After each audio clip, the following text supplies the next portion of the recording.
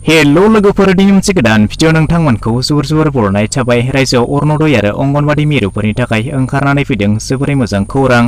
लोगोसेनो BTR आव अरुणोदय आसनि थाखायबो थागोन मोनसे जोबोरै गोजोनथाव खौरां।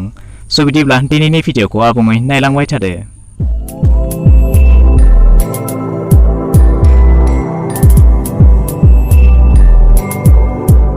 रायजोनि आइजो बिथांमोनखौ जिउ खांनाय बिथिङाव जौगाखांनायनि थाखाय आसाम सरकारनि मोनसे नाजानाया जाबाय अरुणोदय।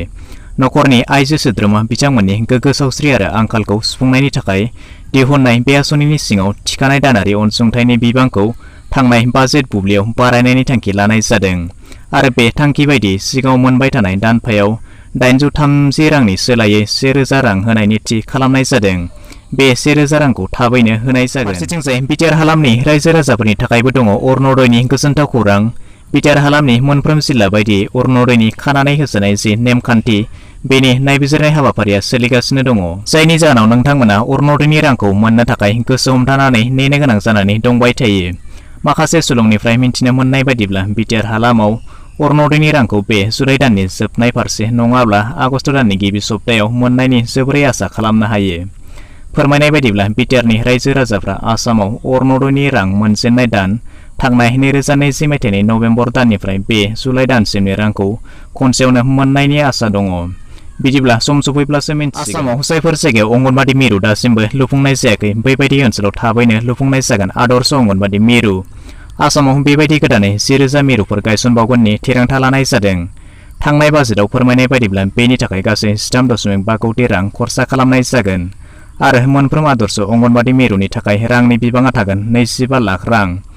फोरमायनाय बायदिब्ला बेनि रांखौ मोनफ्रोम जिल्ला बेंगिरिसिम दैथायहरनाय जागोन। बेबायदिनो गासै गं 48,805 ता अंगनबादि आरो गं 33,652 ता गुदि फरायसालिफ्राव मोब्लिबनि सुबिदा खालामनाय जागोन। बेनि थाखाय 144 कोटि रां खरसा खालामनायनि थांखि लानाय जादों।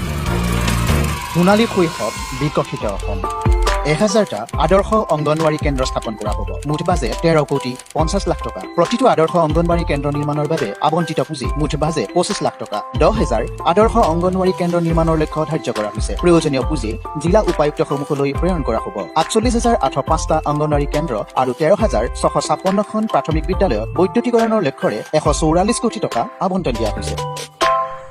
आरो बेखिनियाव मोनसे खोथा फोरमायनानै होनो सानदों, जुदि नोंथांमोना बे भिडिअखौ फेसबुकआव नायनो थाखाय जोंनि फेसबुक पेजखौ अन्नानै फल' खालामनानै लादो आरो सानफ्रोमबो बायदि आपडेटखौ गोख्रै आरो थोंजों मोननो थाखाय जोंनि आपडेट बड'लेण्ड टेलिग्राम चेनेलखौ जइन खालामनानै लादो। मोन्नैनिबो लिंकआ डिसक्रिप्शनाव दं। बिदिब्ला दिनैनि भिडिअ बेखिनियानोसै। आसा खालामो नोंथाङा भिडिअखौ नायनानै गासैखौबो बुजिबाय जानांगौ। जुदि माबाफोर गोनो गोथो थाबावबायब्ला नोंथाङा कमेन्ट सेक्सनाव थांनानै सोंहरनो हागोन।